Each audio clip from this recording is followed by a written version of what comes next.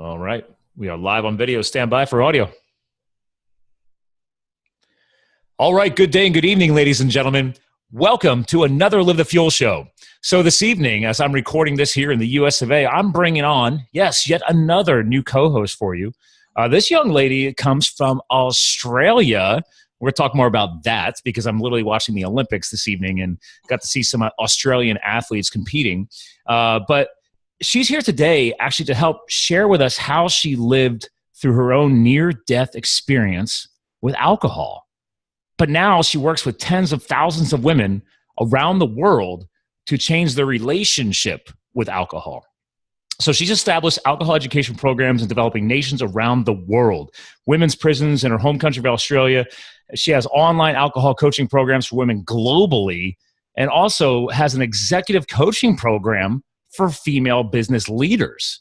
So today, she's going to share with us her story as well as a few truths from up the alcohol and some of the health that might wrap around that. And let's be real, we talk a lot about health and lifestyle and not just business on this podcast. So I'm in for some surprises with this young lady. So without further ado, Sharon Mitchell, welcome to the show. Thank you so much for having me. And I love it that I'm a young lady. I'll take that.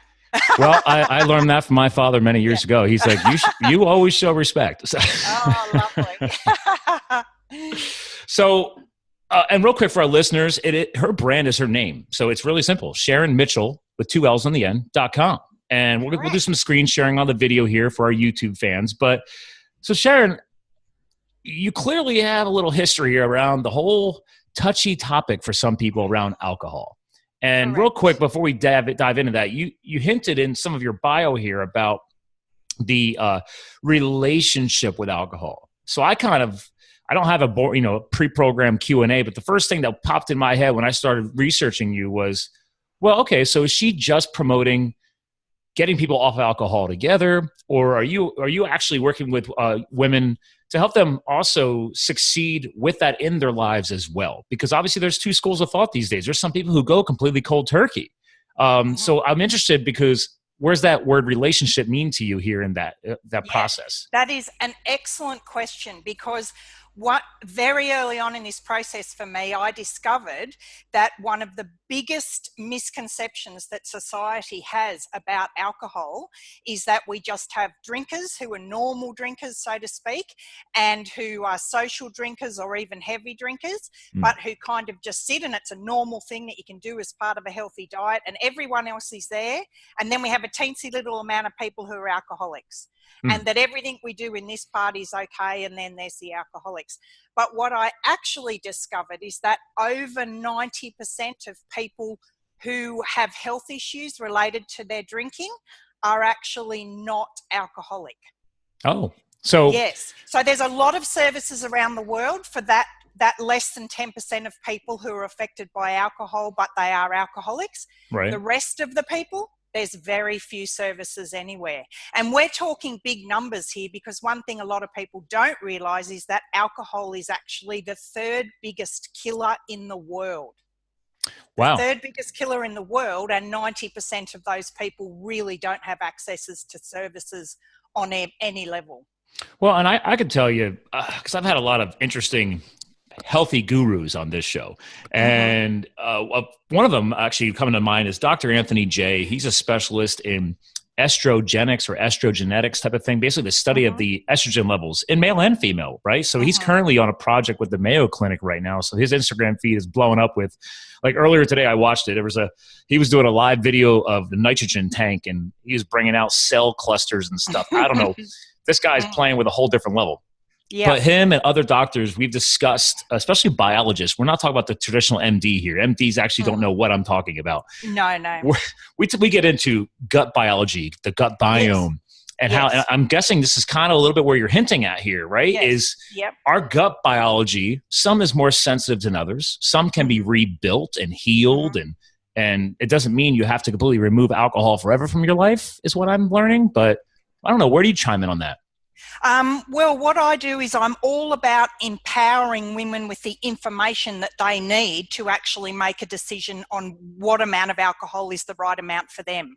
So really, it's not about a program where I never say to any of my ladies on any of my programs or anyone I work with that you should drink this amount or you should not drink at all. It's all about giving them the information to make that informed choice themselves. So there's definitely that mind-body connection. And I do a lot of work in the connection with gut health and our health, and how that has a huge effect on the building of the neural pathways and changing habits.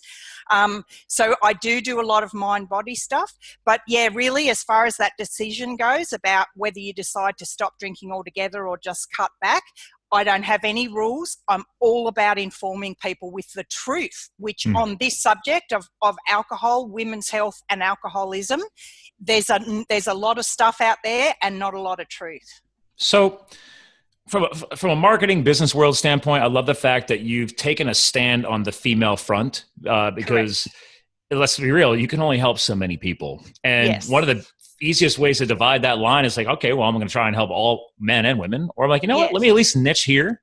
And there's still a breadth of market there to impact, let alone obviously worldwide, since you've been actually working with this process around the world. Now, was that kind of a no-brainer for you because of which we're going to learn about some of your story, or because you just being a woman, a successful woman in the business world, trying to kind of rebuild yourself? What made you choose specifically the female sector? Yes, it was quite early on in my own journey when I started, which I'm happy to share. But it was early on in that journey that I discovered that really the thought processes and the feelings behind why women drink and what they're using alcohol to, which feelings they're using to numb, and all of those things were very different for men than for women. And, this is a very generic statement, but it tends to be that men who drink to excess tend to have a very outward effect. So they affect more, get it physically. We project. Correct, yeah. Whereas women, and a lot of the women I work with, the majority of the damage that women do emotionally and physically when they're drinking too much is actually to themselves.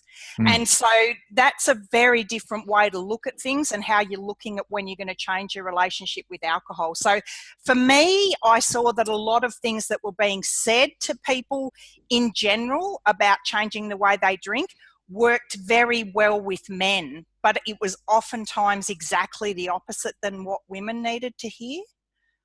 Well, I have luckily, I guess, got to learn a little bit about this when I went back to the university as an adult student. I decided to go back to school, did a degree in marketing and psychology. And yes, I work in the marketing and branding profession now as for my business.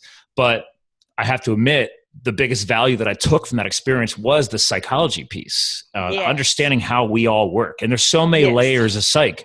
But what you're just specifically just talked about really triggered something in my own brain. I remember back to one of my classes that I had a female professor, and we talked a lot about how men and women differ in their thought processes and how we're chemically and hormonally wired differently.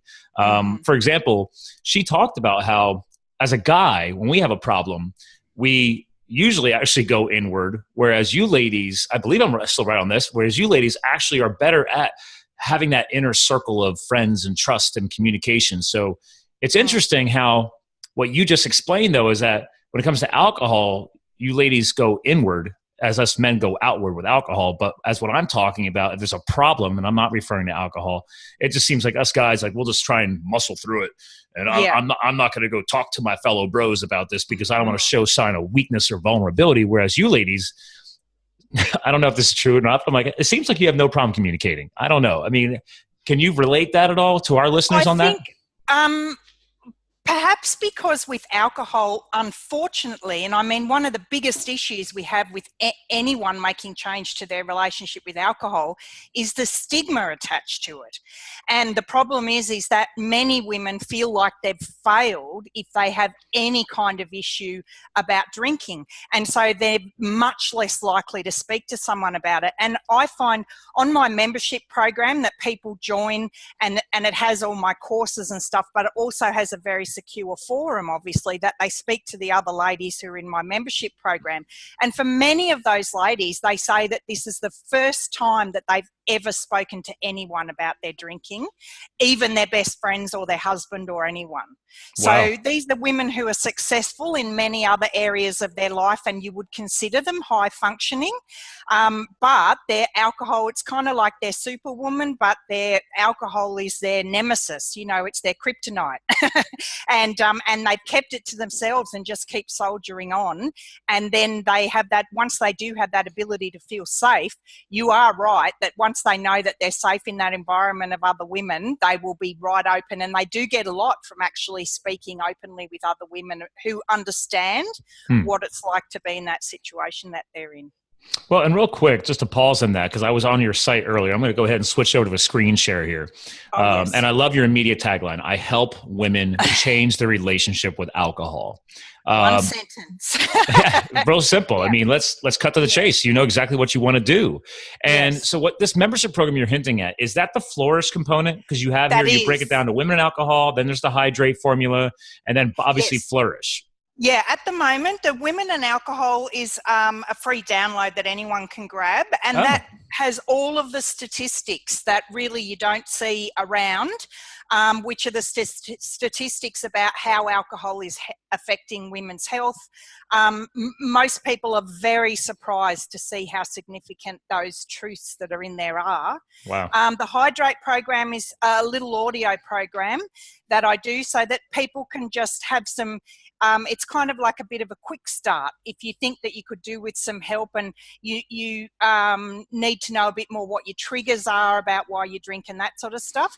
The Flourish program is a full that basically has everything of mine in there. So the women join it as a membership program, and they get access to full urge control systems and my video coaching program. We deal a lot with not only the day-to-day of how you get through the urge of picking up a drink, but also that really back-end stuff of what are the feelings behind why you drink.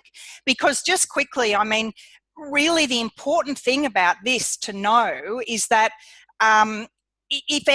it's a very big recognition that we come to that we've actually been drinking to change the way we feel about something.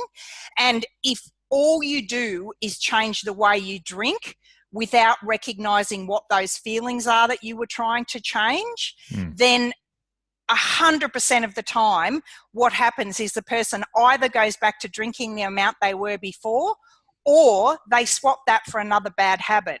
And an exact example of this is many people who say, oh, I gave up smoking, but I started eating more, or they stop drinking and next thing, they've got a little neat prescription drug addiction or even an exercise addiction. It's, as you know, like there's so many things that we can emotionally and habitually get addicted to. Oh, yes. And those can all be things that we can use to change the way we're feeling about things. And so the absolute key to all my programs is recognizing that we have we have these feelings and emotions that we need to deal with. Otherwise, we're always just going to go back to the drinking or go back to another, cross over to another bad habit. Well, it's interesting because obviously everything you're talking about right now is we're talking about the short-term versus the long-term benefits, right? So Correct. Going back to your site, I love the key words you chose here, right? So Women and Alcohol, easily free download. It's kind of like that surface level. You're just getting going. Hydrate. Yes. Let's think about this. Well, we need to hydrate daily, right? Water consumption, hydrating the cells of our body. So it's kind of a daily expectation, but you're not, you're just covering the bases, right? Correct. And then obviously your flourish, totally keyword makes sense here, right? Okay. If you're ready to go beyond covering the basics, we really need to get in deep and really get into a supportive program. So I totally follow you. I love it. Habit in a nutshell, yes. I love it. Well, and on your flourish, I mean, I was doing some screen sharing on here. So ladies and gentlemen who are listening, again, make sure you go to SharonMitchell.com because you can click and see everything that I'm seeing, but you got a heck of a before and after here, my friend. Know. And I'm 10 years older in my after photo too. Okay. Well, so let's dive into that. So this might be touchy for some people, right? Like there could be other people right now hearing this who totally are where you were. Correct. And they're Yes. hearing this right Yes. now and they're like, oh, great, some other foo-foo guru that's going to say, oh, well, I'll tell you how to come out of it. But according to your before and I've afters been here, there. you've been there. Yes. I've been there. Yes. Well, I was like most women of my generation, and many women before and after me, who I did grow up in a poor family, and I was very dedicated from early on to being successful, and to me that meant making a lot of money, and I didn't want a knight in shining armor to provide that to me. I was very happy to work for that. I went in and studied finance, and I was dedicated to doing that, and I was on my career path, and I met my soon-to-be husband, who was also in finance. We went on to, he also wanted to be successful, and we were absolutely dedicated to what we called success. And we went and did all the normal things and got married and bought a house and had children, and continued to build our business until we were very, very successful and had a very large multi-million-dollar business with almost 50 staff, huge, great big mansion on the hill, So, 3 European as I cars. say, what I'm hearing right now is you're saying successful, but I'm already picking up on how there's many different ways to define success. Yes, correct. Yes. And back in those days, of course, that was my idea. I always thought that when you had those things, you would be successful. Right. But of course, at the same time, I had a very successful drinking career, and I was essentially balancing my alcohol use and this very over-functioning, successful life I had. So like many women, I was that woman who was the person you went to in the school community or in our business or in our house, and friends and family, and I was the daughter and the sister and the mother and the wife and all those things. And I was literally everything to everyone. And alcohol was the thing that allowed me to actually do more for everyone. It actually allowed me more success, if that makes sense. And what I'm hearing here is everything is outside of you, not inside of you. I'm not hearing anything about you saying you're taking care of yourself to 100%. ensure you can keep doing all of that for everybody else. That's 100% what happened. So I had actually never even heard the word self-care, let alone implemented in my life. I had zero self-care. So that my whole life came to a grinding halt when I was nearly 39. And I actually had 3 alcoholic seizures within the last couple of weeks of my drinking. An alcoholic seizure? Yeah, correct. I didn't know it's a thing. It's a thing, yes. Okay. So it's actually when your body starts to detox from the alcohol use. But I was drinking so regularly by then that I would really only need to go about 15 minutes between drinking, and my body would start to detox. Really? Because I do a lot of from a healthy standpoint, I do regular detoxification of my body, because the body's natural process is to detox, but you're saying you consume to such a level that your body was constantly forcing a state of detox because you were overly toxified. That's right. And what a lot of people don't realize is that alcohol is actually one of the very, very few drugs that you can actually die from when you're withdrawing from it.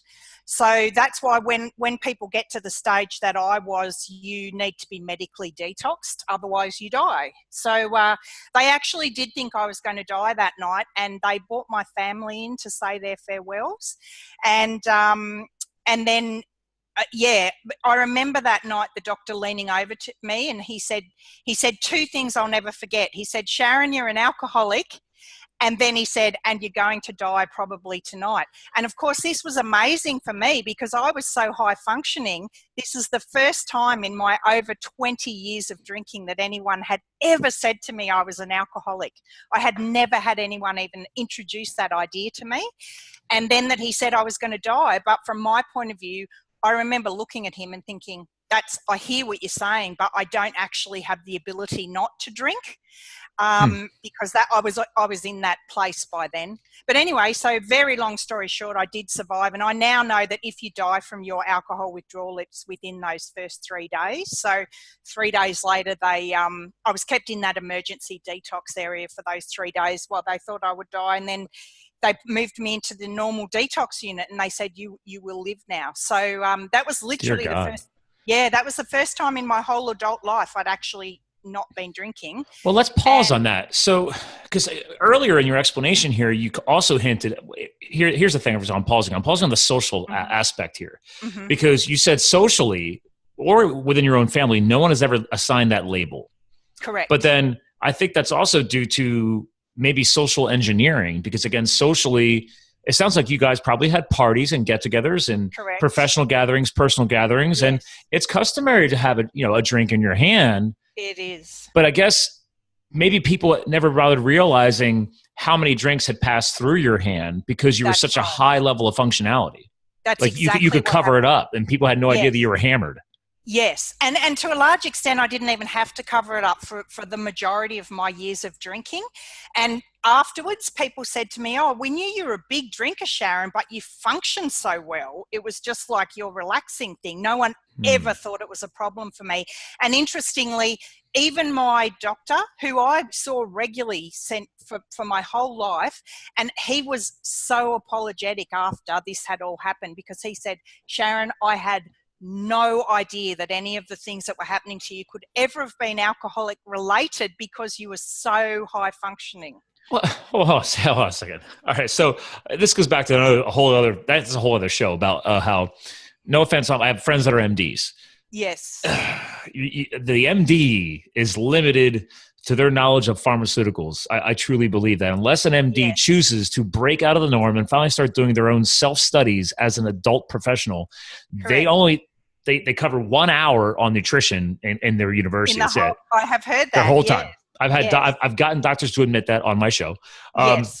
And then their current knowledge base is whatever a pharmaceutical drug rec is teaching them, or what's being taught at a conference, which is usually funded or sponsored by the pharmaceutical companies. Yes. So, but back to your condition, you mean to tell me that didn't he do normal health checks with blood work, stuff like that? This stuff never comes up in your blood work or anything?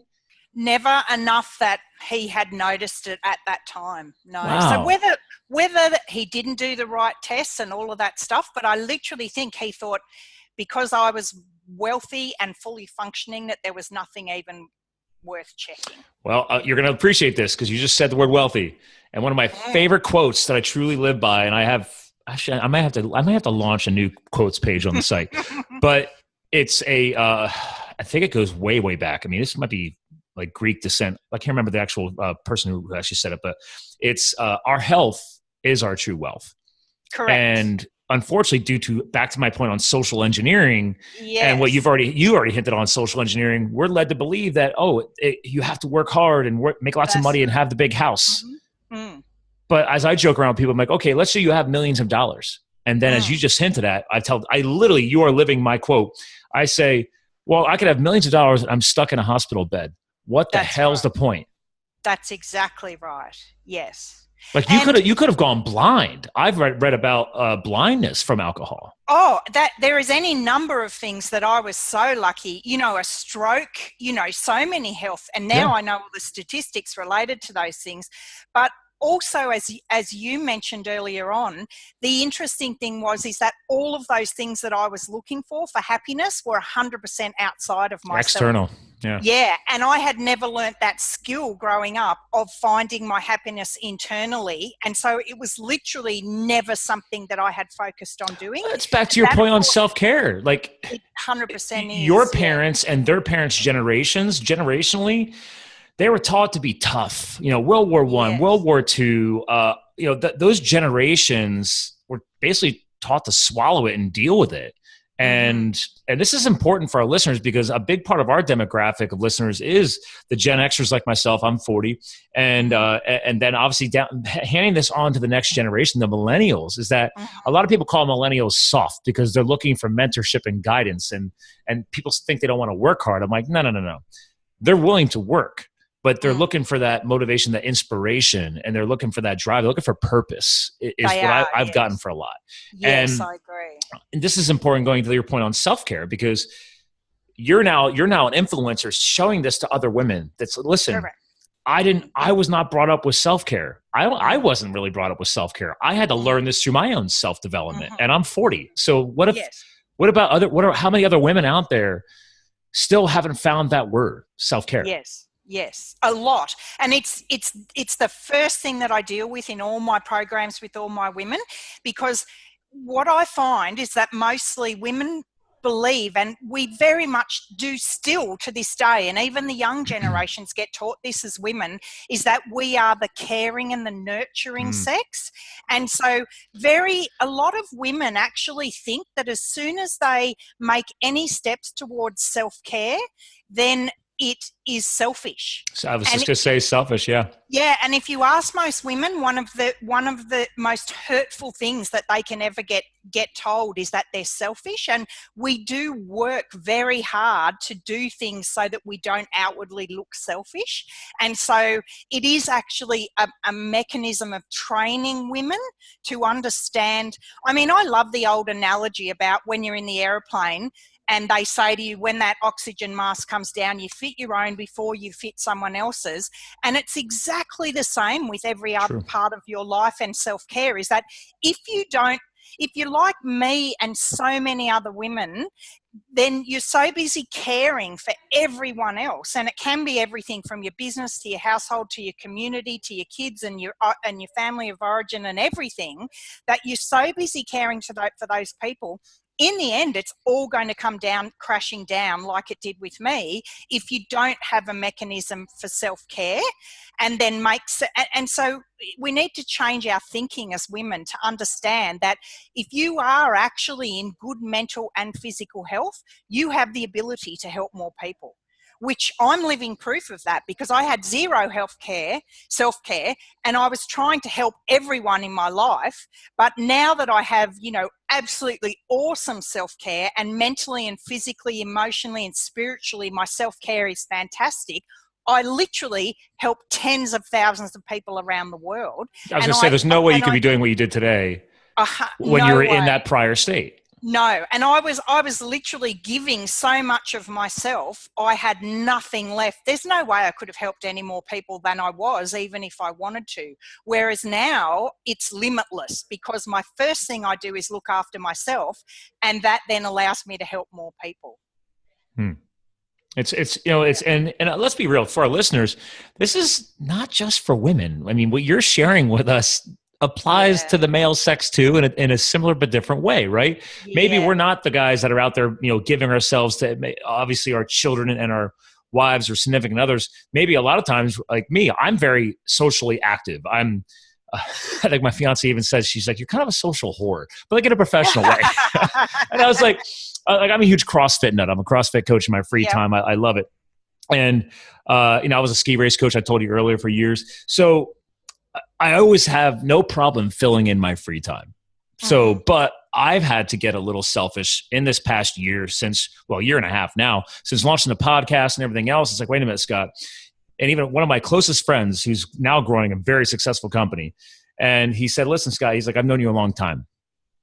And he's like, you need to start focusing on you for a little while. I'm like, whoa, what do you mean? He says, Scott, he's like, you volunteered, you've built houses for Habitat for Humanity, you've been a firefighter, all this stuff. And he's like, you know more than most people I know. And he's like, when are you going to put you first and build the next successful company or companies out there? He's like, you've been helping everybody else build theirs. And I was like, man, that hurts. I mean, but it wasn't so much hurtful. It was actually, I think, more hurtful for myself when I looked internally, because I'm like, man, he's right. But I kept justifying it because I'm like, look at all these good things that I'm doing. And it wasn't a bragging right thing for me. It was just like, I just felt good about it. Yeah. But I realized, like, wait a minute. Actually, this ties into another quote for you. You can't be a poor philanthropist, right? Like, you want to give back, you want to change the world.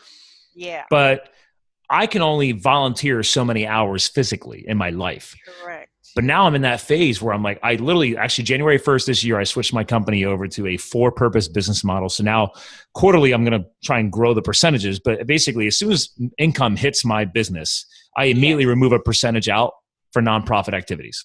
Yes. So the point is as you grow your financial success, your not-for-profit balance grows with it, right? Because you're automatically setting that percentage aside.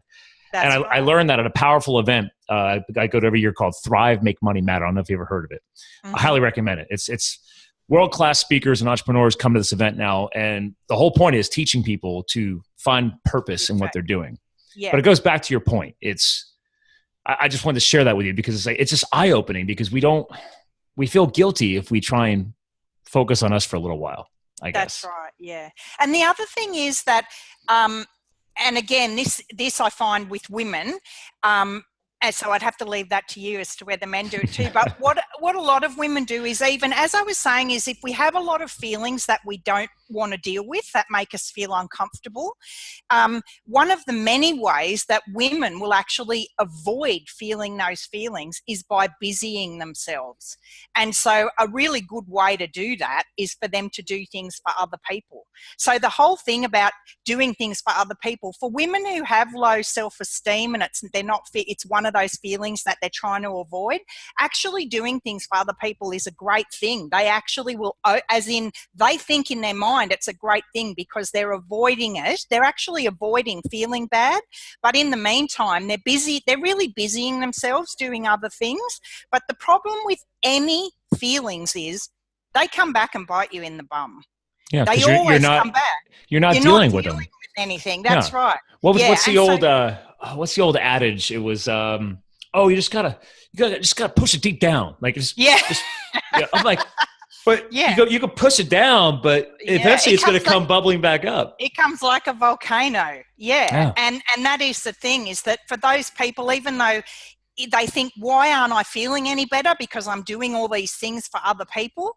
But one of the big reasons is because there's still those feelings that they're just busying themselves and not feeling. So, I mean, that is one of the amazing things with any woman who works with me or makes any positive change in their life, is that it's a very brave thing to do, because oftentimes these can be feelings that they've actually spent their whole life avoiding, and they've either busied themselves or drunk, smoke, drugged, bad relationships, a work addict, you can do a lot of things to avoid those feelings. So the day, I get so excited for my ladies when that day comes, when they're finally ready to be brave enough to feel that stuff, because, it's like growing a muscle. When you go to the gym, that when you grow that muscle, it's going to hurt, but you also know that that's the only way to make that positive change. And this is the initial pain that builds the rewards. That's exactly right. And changing the way you feel is exactly like that. Because if you keep avoiding that pain, you're not going to get the change. Exactly the same as if you keep going to the gym, you're never going to grow the muscles, right? It's the classic statement, which you don't have to be a psych major to learn this, but it's like, what is the definition of insanity? Keep doing the same thing over and over and expecting a different result. You can't do it. Eventually, you got to rip the Band-Aid off and say, all right, let's try something different. Because I may fail, but even if you fail, and this is a lesson that I teach in entrepreneurship, like, even if you fail, look at the powerful things you've learned from that, right? Correct. But with what you're talking about here is obviously you're building, and actually I'm going to do some screen sharing again, because I forgot that on your hydrate, you're starting to build that consistent support. So you have an app and everything, right? Yes, I do. Yes. So I'm loving this because I'm a big technology fan. Because to your point, there's ladies that are hearing this that maybe are totally connecting with what you're talking about. And then the initial thing, because I've done a lot with health coaching and fitness and everything else over the years. And usually the first thing is that knee-jerk reaction, like, oh, that's easy for you to say because you're single, or maybe I'm single, or I don't have kids, or people start finding excuses for themselves. And it's like, guys, like, just start taking small steps. If you do a big drastic shift, you're probably going to fail because you tried taking on too much too fast. And you ripped way too big of a Band-Aid off. And the thing with alcohol is, the other big misconception is, I like to use this analogy in that, as I said earlier on, a lot of people think that, there's just all the drinkers and then there's the alcoholic at the end. But what a lot of people don't realize is that, how with type 1 and type 2 diabetes, there's like type 1 diabetes that you're just born with, right? Yes, you're born with. Correct, right? But the other, type 2 diabetes is a gradual process, and it's a complete lifestyle choice. And along the way, you might have a family member or a doctor or someone else who says, dude, you got to make some lifestyle changes. Otherwise, you're going to end up on insulin. You're going to be a type 2 diabetic. But what people don't realize is that alcoholism is exactly the same as that. The biggest problem is a lot of people who are kind of my age, who are 40 plus, are saying, oh, you know, it's okay because I can control it. I've been drinking all my life. But what they don't realize is it has a cumulative effect, and it also, your body, there's a chemical effect when you drink. And so your body actually needs more alcohol. And so people are actually drinking themselves into alcoholism. Mm-hmm. And that's actually one of the biggest problems, is that especially women, we think that if we work harder, we can control things. But just like you can't control the insulin in your body just by wishing it was different, but still eating all that sugar, you are not going to be able to control the fact that you will eventually become alcoholic. And then that's the problem, is that then you actually have to be in a position where, like you said, people don't want that huge, great big change in their life. If people don't want the kind of change, which means you have to stop drinking 100% abstinent for the rest of your life, which is 100% what I've had to do. From that day when I nearly died, I knew that if I ever pick up a drink again, it's going to end up in me dying. There's only one way for this not to kill me, and that's for me to never drink again. But that was for you. That was for me. That's because I drank to that level. But what people have to realize is this is not something where you can get to that stage and then say, oh, I've changed my mind now, I'm not going to be alcoholic. Well, you don't have that choice. You know, once you're there, then that's how it is. So wherever anyone is in their drinking process, now is the time to do something about it, because you can still make that positive change. And like those screen shares you just showed there, the statistical changes that you can make to your health, there is no other significant, health benefits that you can get through one single change in your life can make these amazing health benefits that literally people don't realize how big those changes can be. Oh yeah, I mean, you already hinted at obviously diabetes, right? And as me being the health nut, I can totally back you up on this, right? Yes. You're removing toxicity from the body, okay? And we're already bombarded with toxins in our food, our water supply, the air. So you've already got naturally occurring toxins. And then obviously you can add, if you're referring to somebody who's doing massive quantities of alcohol consumption, and let's be real, I should also add here, we're not talking about just alcohol. How many times are we dealing with people who are doing alcohol, but it's mixed with something, usually something sugary? So that's why I'm totally backing you up on diabetes. Like if you drank, and again, I'm not a scientist, but I'm going to go ahead and say this. Like if you drank a distilled glass, it's because Scotch is distilled, okay? Or you just drink pure vodka. Again, I'm not trying to promote people to just keep drinking that. But the point is, the average person's not doing that. It's mixed with all the sugary crap. And then you get hooked on that because that's a natural hormonal response. Our body, there's two hormones in our body called leptin and ghrelin. And they're constantly battling each other. And you overstimulate one, and your body's like, "Oh, great! I'm not satiated. Let's keep it going, man. I'm on the sugar train. Let's ride that puppy." And that's what leads to obviously weight gain and a whole other demographic of health issues. Because we talk a lot on this show. I'm a huge follower of a friend of mine. He's a very successful podcaster on the West Coast of the U.S. named Vinny Tortorich. He's a trainer to the stars, and his whole career. And he trademarked NSNG, no sugar, no grains, because he's surviving cancer because of that. He truly believes it. Right. He had leukemia. And he's like me, crazy cyclist doing hundreds of miles in the mountains. Like he was literally on his road bike doing a 100-mile bike ride when his doctor called him and said, "Get off the bike. I have to talk to you." And that was the day that she told him he had cancer. And he had been a health nut his whole life. Right? So that's somebody who's not over consuming alcohol. So let's be real. This stuff is already happening as it is. That's right. And now you're talking about, obviously for your demographic, you're talking about professional women or just passionate mothers or sisters or daughters that are using alcohol to compensate for other issues in their lives. but That's they right. don't realize all of these massively dangerous health demographics like your website had on there, right? You got cancer risk, you got, you already hit it, diabetes, you have heart concerns. I mean, you really are amplifying a lot of things with overconsumption. Yeah. And the other thing is that there's so much misinformation about alcohol being good for people.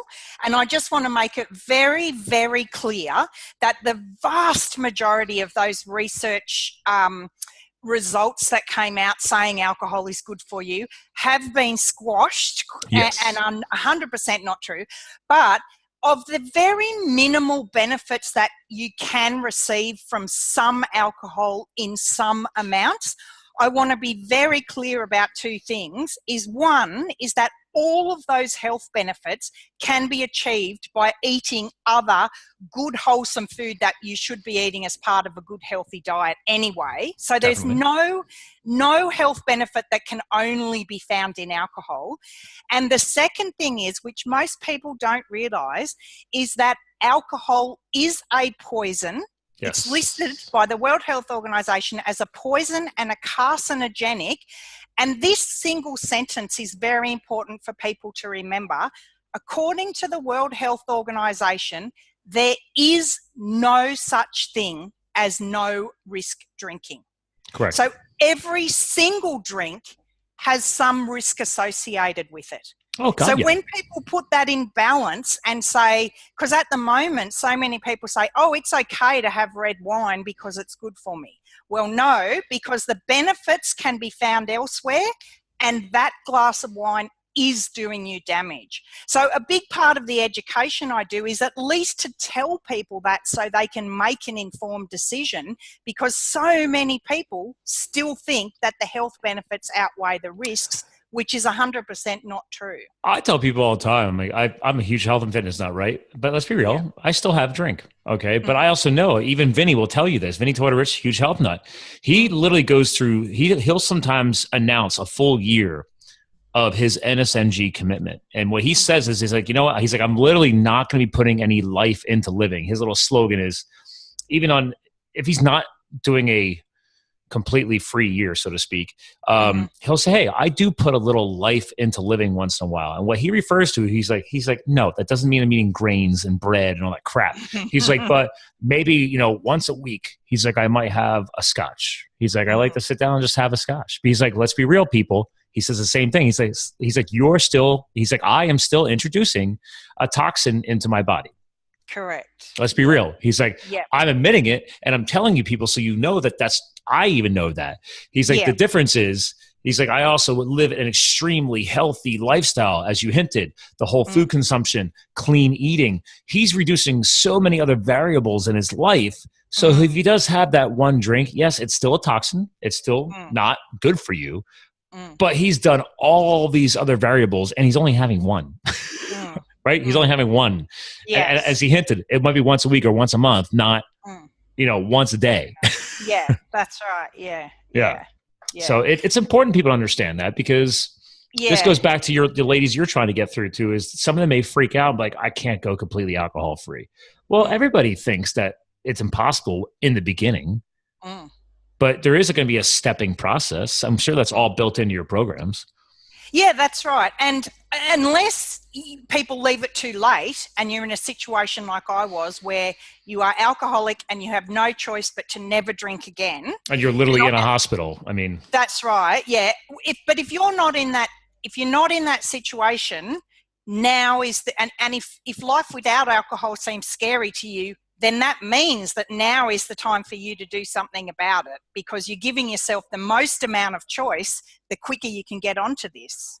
So you're hinting at that unhealthy psychological commitment there, right? It's like, if it's freaking you out that much that you think that you're literally, your life is going to come to an end because you're going to be told to stop drinking. You shouldn't be dependent on that. Correct. Yeah, that's right. Yeah. There's healthy things you could be dependent on. Like I'm committed to my workouts. Like I don't work out every single day, but love me, man. I love my CrossFit workouts, right? I look forward to it because I'm beat up and I love it. Some people may find that unhealthy, but I'm like, okay, well, I'm not smoking cigarettes. I'm not drinking tons of alcohol. I'm enjoying a sweaty, adrenaline junkie workout. So I tell people like, yes, I do have an addictive personality, but I've channeled it towards healthier things. Yeah. And I think that's something that I don't know if you've ever talked with that to any of your ladies, but I truly believe that, yes, some of us are wired to an addictive state, but I truly believe that what are we going to do to align that on the right path? I believe that you could take these things and reallocate them to something more positive. That's true. And I also think if you make sure that you use those strategies like the self-care and like we were talking about dealing with the feelings. And what I always say to people is it's actually not so much about what you do. It's more about what your feeling is behind that. So, I mean, another one that women will use is shopping.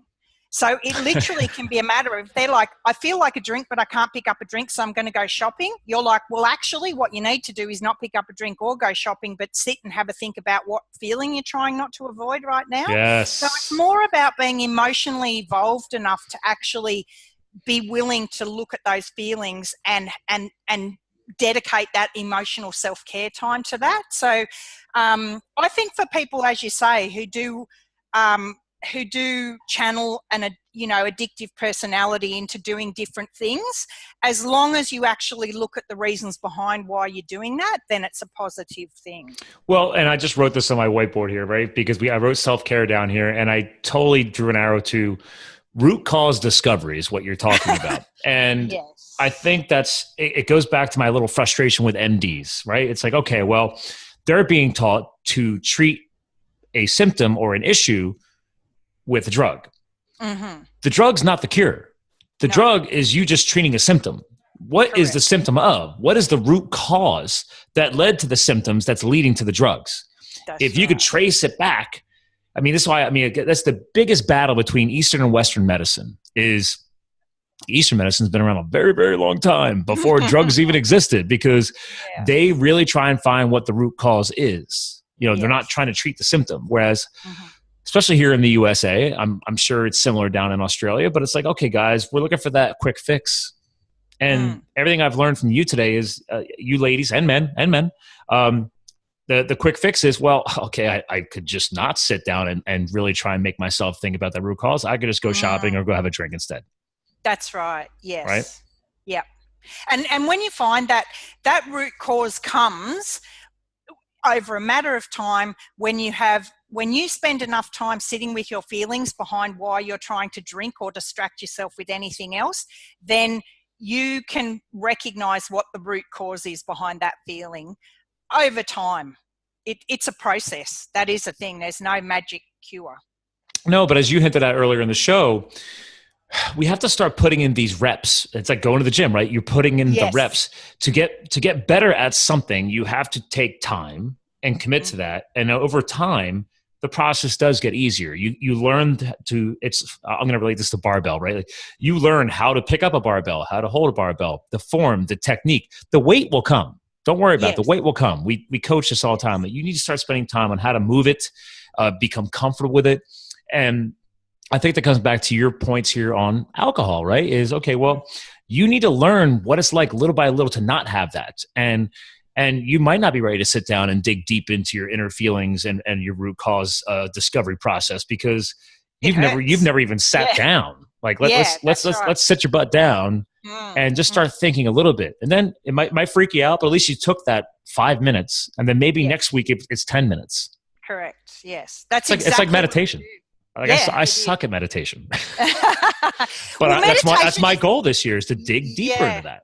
Yeah, it is. It's amazingly hard for over-functioning women, I'm sure men too, to actually do that and sit down, and even without a meditative process, but just say, are you willing to actually sit on your lounge with no distractions for 5 minutes and feel your feelings? I'm backing you up. I'm that guy. Yeah, I think you and I, like, highly functioning people, like, oh my God, like, sit down, like, no phone, no computer, no TV, just reflection. Correct. Yeah. And it freaks people out. Yeah, it does. And a lot of people have spent their entire life avoiding exactly that. Have you done, you might get a kick out of this. So 3 months ago, I did my first, what do they call them? It's like you float in a saltwater Oh tank. yeah, I have. Yeah. Holy crap. Yeah, You are I alone know. with your thoughts Right? for an Yes. hour. Sensory deprivation. I finally cracked the Yes. shell on that. I gave that a first crack, and I made my fiance go with me. And she's like, Oh, I think she's highly functional. She's a veterinary doctor for equine yeah. horse, and she's a Yeah. chiropractic doctor for animals. So she's a smart girl. And I'm Yeah. like, you're coming with me. And she's like, wait a minute, you want me to sit in a room with nothing? And I said, well, it starts off with like a very meditative music, but even that fades away. And you are literally sitting there in just salt water. And she's like, this does not sound fun. I said, listen, we're getting you out of your comfort zone. Just let's one time. She hasn't gone back yet. Oh, really? Yeah. But, I went with my son. My son was very good at it, but he can zone out like that well too. So even you to this day, right? Was that a bit of a struggle? Was that out of your comfort zone? Out of my comfort zone, but I know this sounds funny, but I'm really good at putting myself out of my comfort zone. Yeah. So nothing kind of puts me out of, I accept everything as a lesson, and that's sort of how I'm vibing with you right now. Yeah. I have people like I can't do what you do, Scott. I'm like, yeah, you can. Just start getting yourself out of the comfort zone. Like that's what it is. I've done mountain bike racing and ski race coaching. I've been a firefighter doing wilderness firefighting. You guys get wildfires down there. Correct, I got to do that for 2 years with the federal government. That's part of my story on the website, but it's getting yourself out of your comfort zone. That's how you're going to learn and grow.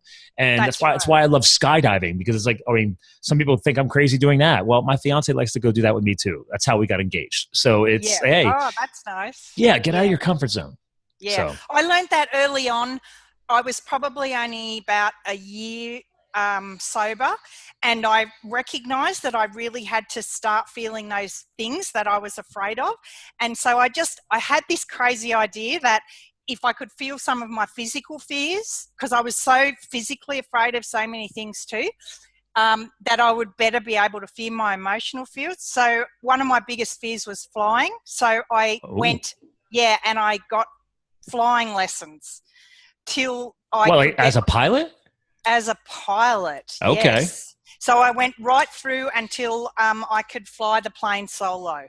And that was, but it took me that whole year, and I was there twice a week up in those planes are tiny, right? I was going to say, were you in those little Cessnas? Those little the little Cessnas. Yeah. Dude, those things are tiny. Yeah. I have the people do skydiving out of those things. I've only skydived out of larger planes because they can fly higher. So I get a much longer skydive, but also, so I'm surrounded by like 12 other people. I'm not in a tiny little, those things shake around like crazy. They really do, yeah. And people used to say to me, oh, I can't ring you when you're flying because you're not allowed to take your phone up. And I went, oh, no, you don't get it. These planes are so old. I'm like, mobile phone doesn't even affect them. They are really, it's like flying a 1968 Mini Minor, I reckon. Yeah, they're very mechanical, right? They're very mechanical. Well, we've added all this new technology in, but it's like, it's simple, basic flying, man. It's mechanical. It's levers, it's lift, it's a little bit of thrust, It's basically I think it did work though. I was scared in the beginning, and by the end I was like, I can't say I ever loved it, but I So you don't still fly now?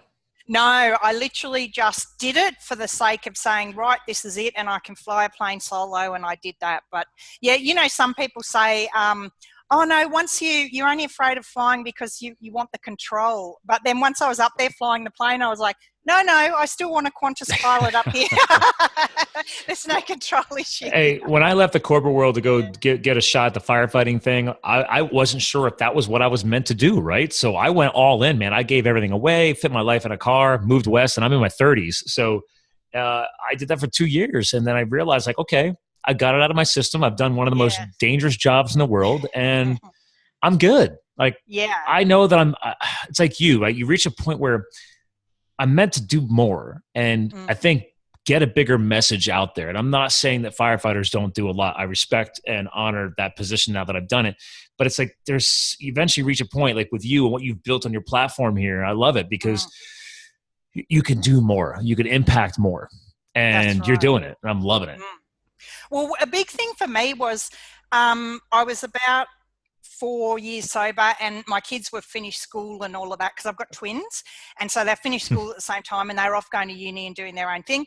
And so I had done all my qualifications, and I for working one-on-one mentoring and coaching with women, and I had been doing that, working one-on-one with women. But I remember saying to a friend at the time, I feel like it's a huge, great big tsunami wave of this kind of issue, that there was a situation, and I felt like this huge wave, and every one of us who was only helping one person at a time was kind of standing there with a teacup, you know, trying to catch a whole tsunami wave. And I just thought that really it, and same thing, I'm not dissing anyone who only deals one-on-one with people, but I thought I could do more. I thought I at least felt like I needed to put up a tsunami warning sign, you know? Yeah. And so for me, so I actually started traveling the world just really to see, well, not really knowing what the answer was that I was looking for, but actually wanting to be able to help more people.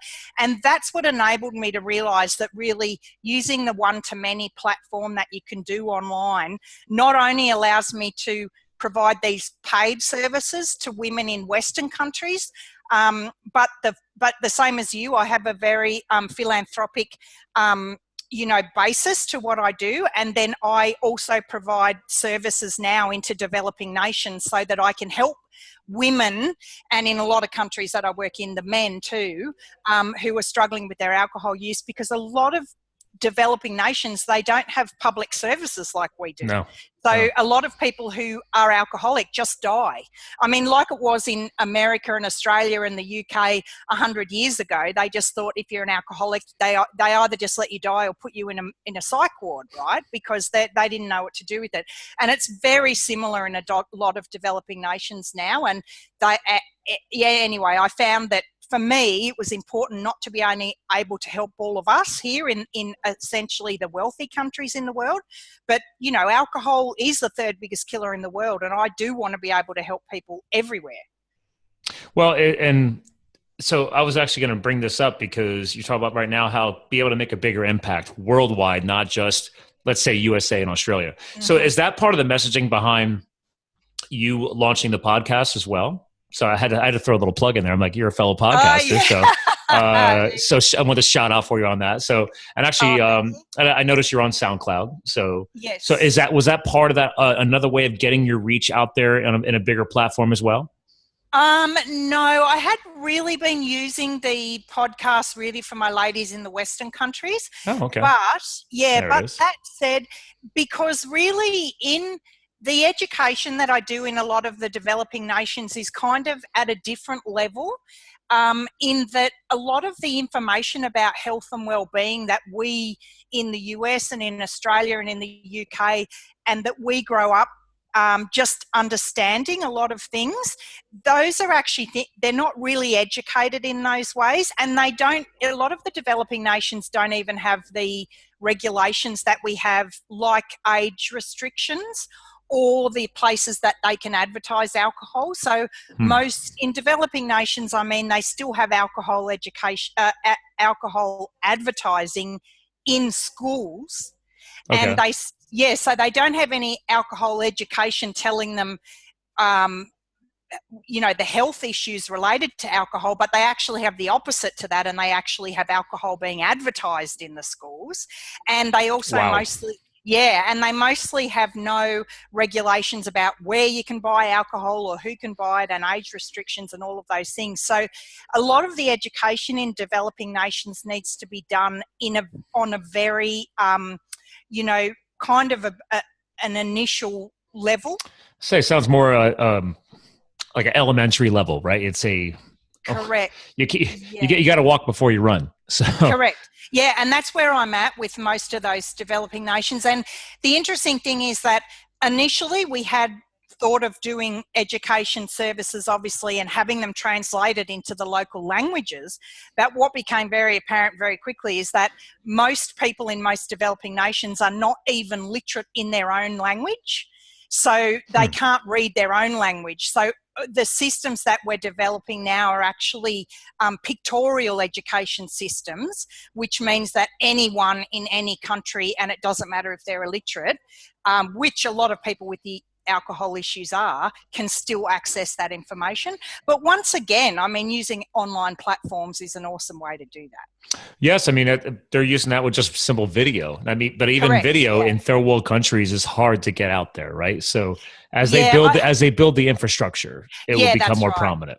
That is right, yeah. And I do believe, you know, I think we can trust commercialism to help us get that out there, because there's enough people who still do want to make money in developing nations that the infrastructure will be there sooner rather than later. So we can thank big business for that. Yes, that's right. they've realized that they got to keep growing markets in other countries, and if they want to get their commercials or their messages out there, I guarantee you these multi-billion-dollar organizations will be helping these countries invest in their infrastructure.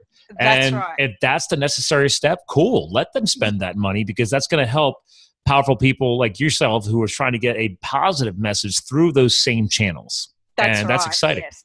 Yeah, I do. I agree. Yeah. I do think it's the best way to be able to get the maximum amount of information to the maximum amount of people. Yeah. I love that. Yeah. Well, listen, this has been an amazing podcast. I literally almost lost track of time here. I'm like, wow, we've been rocking it out. I love everything you're doing. This is powerful. And it's interesting because I don't always have I have had a couple of female-focused professionals like yourself. Well, actually, most recently was Dr. Lizette. She specifically focuses on coaches, female coaches. So interesting.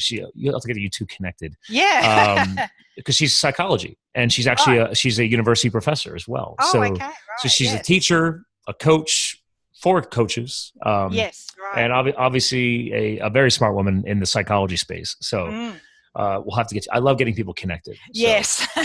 Because that's how we truly succeed in life. I'm a big supporter of networking and getting people plugged together. And it's one of the side effects from launching the show a year and a half ago was, I've had over 150 shows online now. So if I just plugged all of the 150 co-hosts together, I'm already helping people. So that's right. Yes. And I've got other networks bigger than just the podcast, but that's just been a wonderful side benefit that all of a sudden started happening probably about 6 months ago. I'm like, hey, do you know any of the podcasters? I'm like, yes, I've been on podcasts. They've been on my show. I know authors now and psychologists and estrogenetics and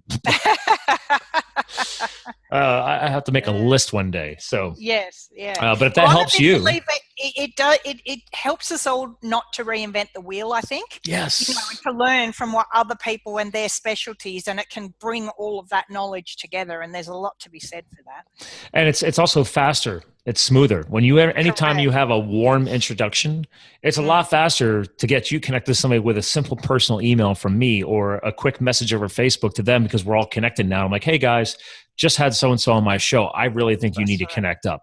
Yes. Who knows what could come of it? That's right. Right? Yes, agreed. Yeah. So listen, obviously your message on your site, I help women change their relationship with alcohol. Again, ladies and gentlemen, SharonMitchell.com. You found her everywhere. Is it official, Sharon? What is your other social media tags? Sharon's Official. Sharon's Official. That's right. Which I love that. I don't see that very often. I love that. Yes. So I like the fact that you were able to lock that down. No one else thought of that. So yes, on Facebook, Instagram, she's at Sharon's Official. But listen, as we bring the show to a close, you are the co-host today, and I always give our co-hosts the opportunity to close the show out. And that's just your opportunity to give like a final message, or if there's an all-encompassing message behind everything that you're trying to do, well, clearly worldwide. So is there any other final words or comments you'd like to help close out for our listeners and our video watchers today? Well, for the ladies listening out there, I would like to say to remember that now is the absolute best time to make positive change, not only in their health, but in their relationship with alcohol. And that I know from experience with working with all of these women around the world, that when women make positive change to their own lives with their own self-care and their own emotional growth, it makes really significant multi-generational change within their own family and within their communities, and that is priceless. Wow, that is definitely priceless. I can tell you that. Well, it's everything you said today, right? You got this self-care component truly does need to get out there faster and more effectively worldwide. And obviously not just to the ladies, but to the men too. Yes. It's okay to get vulnerable and Yes. start putting in the self-work. Correct. Yes. All right. Yeah. Well, listen, hang tight. I want to give you a proper goodbye off the air, but again, ladies and gentlemen, those are the final words from SharonMitchell.com. Okay. So make sure you follow her. As always, we'll have everything hyperlinked into the show notes, her websites, her social media profiles. You'll be able to stalk her online anywhere. So again, ladies and gentlemen, thanks for listening in to another Live the Fuel show. And as I've said many, many times before, you too can live the fuel. Talk to you guys again soon. And you're free of the pod. I just leave the video on for extra fun behind the scenes stuff. So yeah, right. Yeah. That was fun. Thanks. Well, good. I'm glad. I don't know how many other podcasts you've been on besides this one. Maybe half a dozen. Oh, so this is still a newer expansion open. Yeah, I've just started the podcast kind of thing. Yeah. So well, I think it's smart. Really, yeah, I do too. I think because the interesting thing's been, unlike a lot of other entrepreneurs, they can get onto social media and people do a lot of liking and sharing stuff. The interesting thing, like I said, about the stigma related to alcohol is I can have my ads and stuff on Facebook, and you know how you can always tell if someone's got a successful ad because it's got lots of likes and shares on it. Mm-hmm. My ads go off, but they have no likes and no shares because no one wants their other friends on Facebook. They're afraid to like it. No, yeah, right. So they do their job, but and so that's kind of, I don't have that same advantage in social media that other people get out of that snowballing effect. So that's why when I was speaking to my mentor and we said, well, maybe podcasting is a good way to kind of just get out there a bit more because it allows people to listen without having to have that public engagement. So, it definitely is. And it's actually, I spoke at a podcasting conference outside of Philadelphia back in September, the Mid-Atlantic Podcast Conference. And we discussed, actually a number of speakers spoke about the power of just going through our own inner world of just podcaster to podcaster. Like, why aren't we cross-pollinating across each other's platforms? Like, why not go on somebody else's show and help grow their platform? Because if their audience grows faster than yours, well, at least their audience knows who you are. So then that may bleed over to your show and vice versa. But if nothing else, just from the networking component from within the podcasting world, I truly believe that if we all have, or at least have embraced the ability to speak to a microphone and put our message out to the world, we as podcasters should be helping each other and getting each other's messages out there. Agreed. So. Still a new industry too, really, in the scheme. It's been around for a while, but it's definitely not slow. This past year has been exponential growth. Exponential. Oh, agreed. There was actually one of the bigger, I think, podcast movement was this weekend. I don't know. There was another big podcast conference literally this weekend in Florida. So I have colleagues of mine down there right now. So they've been all over social media talking about it. Yeah, right. Okay. And then there'll be another one. Oh, it's not Podcast Movement. That was Podfest. But Podcast Movement is another large one. And that's actually this year coming to Philadelphia. And I only live an hour north of Philadelphia here in Pennsylvania. So I'm like, well, I'll be going to that one. So nice. Okay. But that's a good size one. And actually, I was just reaching out to, I don't know how much you did research into launching your pod, but there's a guy out there called thepodcasthost.com. His name is Colin Gray from Scotland. Mm-hmm. Yes. And I just had him on the show the other day. He hasn't gone live yet, but he's actually flying over to come to that event. So, we'll be able to meet in person in Philadelphia. Oh, that's nice. Yeah. So I'm heading to America next month. Oh, what are you coming out here for? For a digital marketing convention. Oh, wow. Which one? Yeah. The funnel hacking, the ClickFunnels one. Click. I've had. Yeah. Russell. I'm a big Russell fan. I've had a few Russell fans on the show. Yeah. So, I love his, experts say the idea behind building your mob and all that, he's pretty good that way. So. Yeah, actually, Ryan Stewman is a big guy online for sales. Oh, yeah. Yeah. He's been on the show. I know he's a big follower of the ClickFunnels. Yeah, so right. I've had probably about 3 or 4 of his followers on here. Actually, a gentleman was just in Australia. Oh God, I just aired him. It's probably Akbar, is it? Yeah. Akbar. He's my mentor. Oh, yeah. Well, because I have on my form like how you got connected to me, and you had Zippy. Yeah, and right. I already aired Akbar's episode. Oh, Oh, right. All right. Yeah. Yeah, Yeah. Akbar went online like 2, maybe 3 weeks ago. I put his show up. Oh, okay. Yeah, because I actually followed him. Obviously, he's American, but he just happened to be coming to Australia, so that was great. And Yeah, so, he was down there for a yeah, while. so we've connected here while he was here, which was good. But then I'll see him again at Funnel Hacking anyway. So. Okay. So wow, we closed. I mean, he's got a great story, right? I mean, his is a great business story. He has a great story, and he's I a nice guy. I loved rapping with him. His one assistant. I don't know. We're all friends on Facebook now. He's in one of my private groups Matt. and stuff. Yeah, nice guy. Because I'm the crazy biohacker health nut. Like I put grass-fed butter in my coffee and stuff like that. Oh, yeah. Well, Matt's a health freak too, right? Yeah. He was vibing. I got friend requested right away off of that. Yeah, right. But that's great that I had no idea Akbar was one of your mentors. That's wonderful. Yeah. He's really good because he only really takes people into his inner circle who once their business is flourishing, have that ability to help thousands of people around the world. So business kind of fits well into his. Are you in the 2 Comma Club? Yeah, correct. Oh, so we're in the same group. I'm in there. Oh, there you go. There you go. That's funny. I've commented a few times in there, but it's still a newer relationship. Oh, yeah. But I put him into my newer fuel tank community that I'm building. So once we became friends, because you got to be friends on Facebook in order to add people. To add. Yeah, I know. That's all got complicated now, right? Yeah, but I most of my co-hosts end up going into that community because I want people to be able to network and connect with people. So I only believe in sharing positive and motivational content. So you're not going to be surrounded by negativity. But no, sorry. Yeah, that's how it rolls. But this has been great. Yeah, that's been really good. So will you just send me the links when it's up?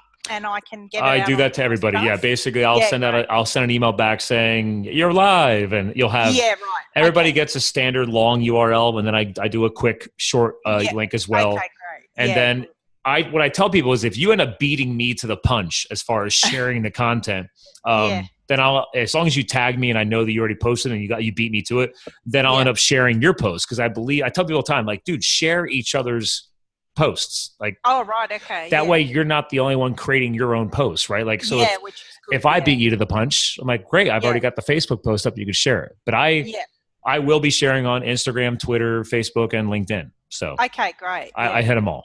Yeah, good. Okay, great. Well, lovely to meet you, and that was a really good chat. Yeah. Yes. Okay. And even tighter circle than we thought. So yeah, that's right. I will be catching up with you in the 2 Comma Club. Yeah, we'll see you there. Okay, see ya. Have a great day. Bye-bye. You too.